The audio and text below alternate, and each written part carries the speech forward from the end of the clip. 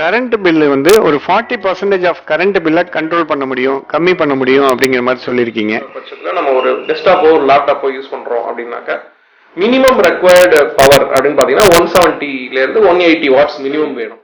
அதோட maximum requirement பார்த்தீங்கன்னாக்கா ஒரு 19 வாட்ஸ்லேருந்து 25 வாட்ஸ் தான் இருக்கும்.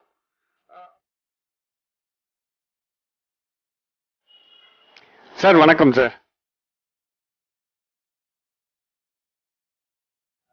நீங்கள் சொல்லும்போது உங்களுடைய டெக்னாலஜி பயன்படுத்தி கரண்ட் பில்லு வந்து ஒரு 40% ஆஃப் கரண்ட் பில்லை கண்ட்ரோல் பண்ண முடியும், கம்மி பண்ண முடியும் அப்படிங்கிற மாதிரி சொல்லியிருக்கீங்க. அது எப்படி சாத்தியம் அப்படிங்கிறத எங்களுக்கு கொஞ்சம் சொல்லுங்கள் சார். வணக்கம், என் பேர் Venkat. From Next Gen IT Solutions and Services சென்னையிலேருந்து பேசுகிறோங்க. நாங்கள் ஒரு சிஸ்டம் இன்டகிரேட்டர்.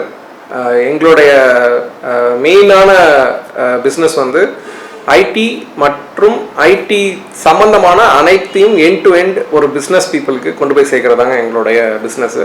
இது சாஃப்ட்வேராக இருக்கலாம், டெக்னாலஜியாக இருக்கலாம், ப்ராடக்டாக இருக்கலாம், ப்ராடக்ட் ரிலேட்டட் சொல்யூஷனாக இருக்கலாம். இது எல்லாம் பர்டிகுலர் கான்செப்டை பொறுத்த வரைக்கும் இது ஒரு 200லேருந்து 250 கம்ப்யூட்டர்ஸ் வச்சு ஒரு பிபிஓவோ அல்லது ஒரு கேபிஓவோ அல்லது வெறும் டேட்டா என்ட்ரி மட்டுமோ ரன் பண்ணுற ஒருத்தங்களுக்கு இது ரொம்ப யூஸ்ஃபுல்லாக இருக்குங்க.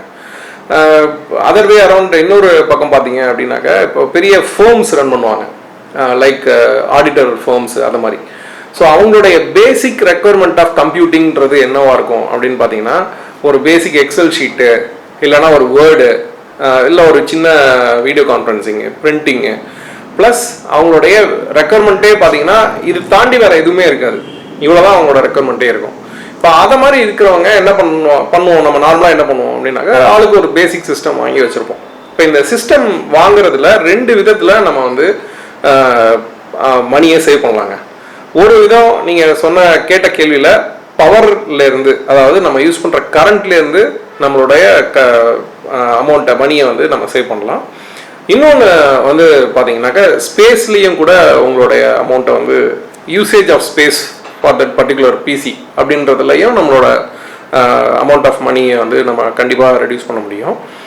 அது இல்லாமல் நேரடியாகவே வாங்கும்போதே ஒரு பெரிய டிஃப்ரென்ஸ், அதாவது நார்மல் பிசிக்கும் இதுக்கும் உள்ள டிஃப்ரென்ஸ்லையும் ஒரு அமௌண்ட் சேவ் பண்ண முடியும். கிட்டத்தட்ட ஒரு 3 காரணிகளை நீங்கள் வந்து சேர்த்துக்கலாம் இந்த காஸ்ட் கட்டிங் அப்படின்ற பாயிண்டில். அப்போ முதல் பாயிண்ட்லேருந்து நம்ம ஒன்றா டிஸ்கஸ் பண்ணிட்டு வருவோம். எப்படி சாத்தியம் அப்படின்றத நம்ம டிஸ்கஸ் பண்ணிகிட்டே வருவோம். இப்போ மொதல் பாயிண்ட் வந்து நீங்கள் கேட்ட கேள்வி வந்து கரண்ட்டை பற்றி தான் டைரெக்டாக. அப்போ ஒரு கரண்ட்டு அப்படின்ற பட்சத்தில் நம்ம ஒரு டெஸ்க்டாப்போ ஒரு லேப்டாப்போ யூஸ் பண்ணுறோம் அப்படின்னாக்கா மினிமம் ரெக்வயர்டு பவர் அப்படின்னு பார்த்தீங்கன்னா 170லேருந்து 180 வாட்ஸ் மினிமம் வேணும். அப்போ தான் அந்த எஸ்எம்பிஎஸ்ஸை ஆன் பண்ண முடியும். அப்போ தான் நம்ம அந்த பர்டிகுலர் டெஸ்க்டாப்பை ரன் பண்ண முடியும்.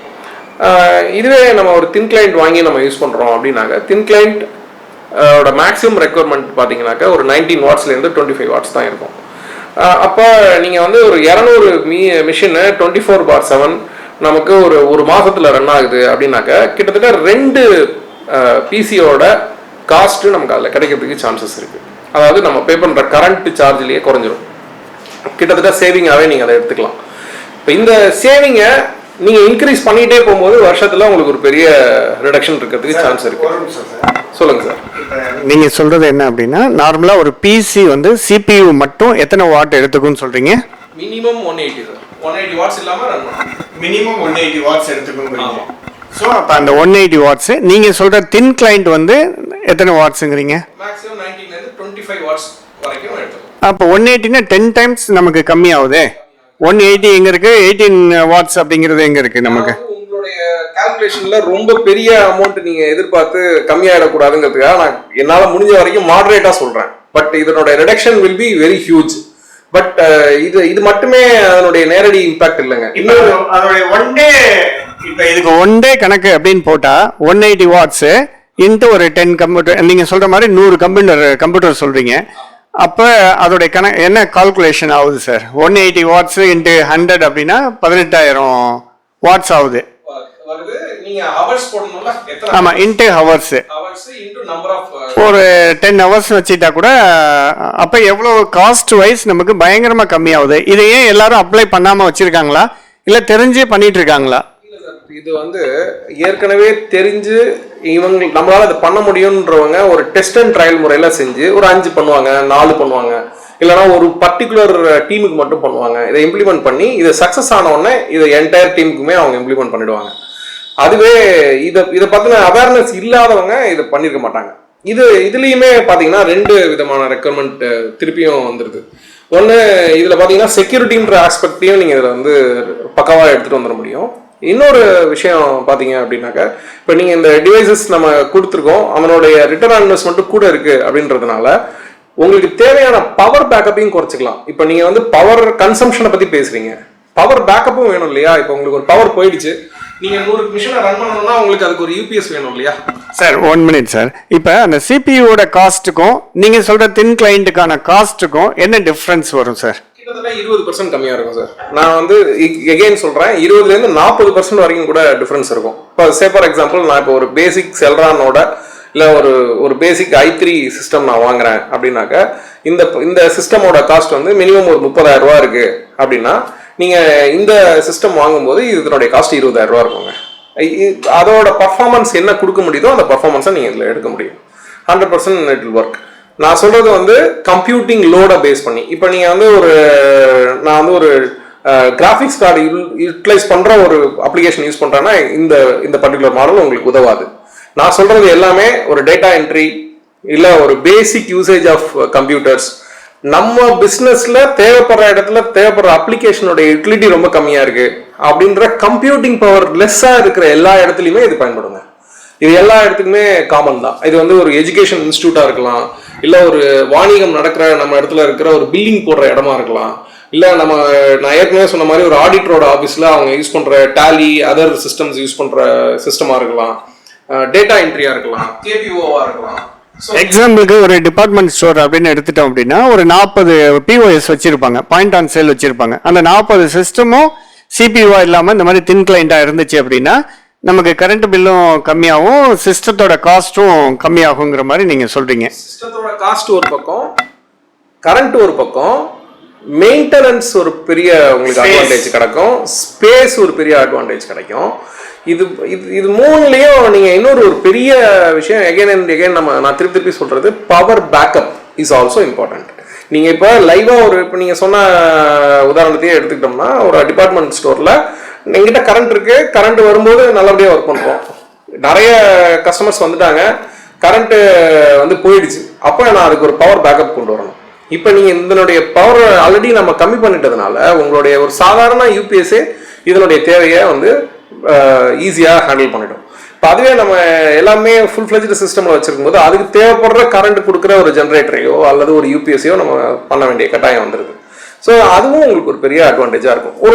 நீங்கள் எப்படி வச்சுக்கோங்களேன், நாம் வந்து ஒரு 10 எல்இடி லைட்டு போடுறத ஒரு எல்இடி லைட்டில் நம்ம அந்த செலவை கொண்டு வரோம் அப்படின்ற மாதிரி நீங்கள் உங்களோட மனக்கணக்கு போடுறதுக்கு வசதியாக இருக்கும். நீங்கள் சொல்கிற மாதிரி முன்னாடி 40 வாட்டுக்கு ஒரு டியூப் லைட் போட்டிருந்தோம், இப்போ வந்து நம்ம 9 வாட் பல்பு 4 யூஸ் பண்ணிட்டு 24 வாட்ஸில் நம்ம முடிச்சுக்கிறோம். அந்த மாதிரி நீங்கள் சொல்ல வரீங்க. இதை பயன்படுத்தி இப்போ என்னென்ன கம்பெனிஸ் இதை பயன்படுத்தியிருக்காங்க, உங்களுடைய எக்ஸ்பீரியன்ஸில் இது எத்தனை கம்பெனிக்கு நீங்கள் பண்ணி கொடுத்துருக்கீங்க, இதை வந்து டெமோ பார்க்கணும் அப்படின்னா நீங்கள் டெமோ கொடுப்பீங்களா? இந்த விஷயங்கள் எங்களுக்கு சொல்லுங்கள் சார். கண்டிப்பாக டெமோ அரேஞ்ச் பண்ணலாம் சார். நாங்கள் கொடுத்துருக்கிற கம்பெனிகள் மேக்ஸிமம் பார்த்தீங்க அப்படின்னா பாயிண்ட் ஆஃப் சேல்ஸில், அதாவது ஒரு பெரிய ஸ்டோர்லேயோ செயின் ஆஃப் ஸ்டோர்ஸ்லேயோ இல்லை ரீட்டைலில் இருக்கிற இடத்துலையோ இது வந்து அதிகமாக யூஸ் பண்ணுறாங்க. நிறைய பேருக்கு அது கொடுத்துருக்கோம். அவங்க சாஃப்ட்வேரோட பண்டில் பண்ணியும் கொடுத்துருக்கோம், சாஃப்ட்வேர் இல்லாமல் அவங்களே வாங்கி போட்டுக்கிறாங்க, அவங்களும் இருக்காங்க. இந்த ஆடிட்டர் ஆஃபீஸஸ் ஃபர்ம்ஸ் யூஸ் பண்ணுறவங்க நிறைய பேர் இருக்காங்க.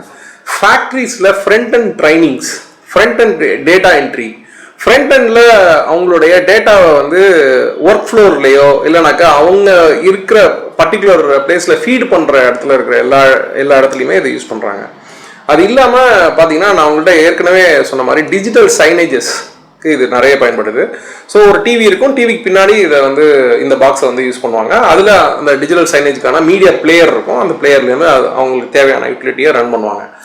இது இல்லாமல் கேபிஓஸ், பிபிஓவில் டேட்டா என்ட்ரி மட்டுமே பண்ணுறவங்களும் இருக்காங்க.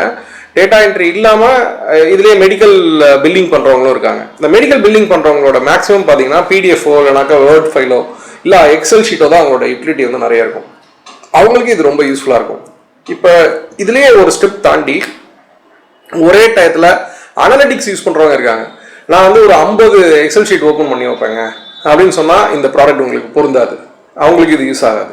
அதுவே நான் ஒரு டயத்தில் மிஞ்சி போனால் எனக்கு ஒரு 30 ஃபைல் வரைக்கும் ஓப்பன் பண்ணி வச்சிருப்பேன் சார். ஆனால் ஒர்க் பண்ணுறது 2 ஃபைலில் தான் சார் இருக்கும், 2-3 ஃபைலில் இருக்கும். ஆனால் என்னோட யூட்டிலிட்டி வந்து பார்த்தீங்கன்னா கட் காப்பி பண்ணி பேஸ்ட் பண்ணுறது, இல்லைனா டூயல் ஸ்க்ரீனில் யூஸ் பண்ணுறது, அது எல்லாத்தையுமே இதை சப்போர்ட் பண்ணுங்க.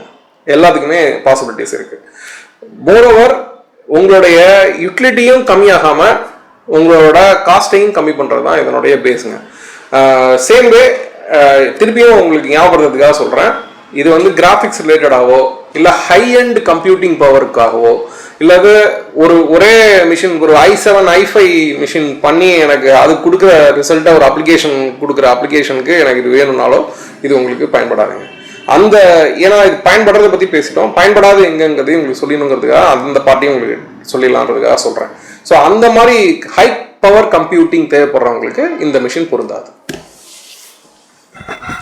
தேங்க்யூ, மிக்க நன்றி சார். இப்போ இந்த பவர் சேவிங் பற்றி நீங்கள் டீட்டெயில் கொடுத்துருக்கீங்க. அது மாதிரி அடுத்தது வேறு என்ன மாதிரியான பாயிண்ட்ஸ் உங்கள்கிட்ட இருக்குது, அதை பற்றி நம்ம அடுத்தது என்ன பேசலாங்கிற ஒரு ஹிண்ட் கொடுத்தீங்கன்னா நல்லாயிருக்கும்.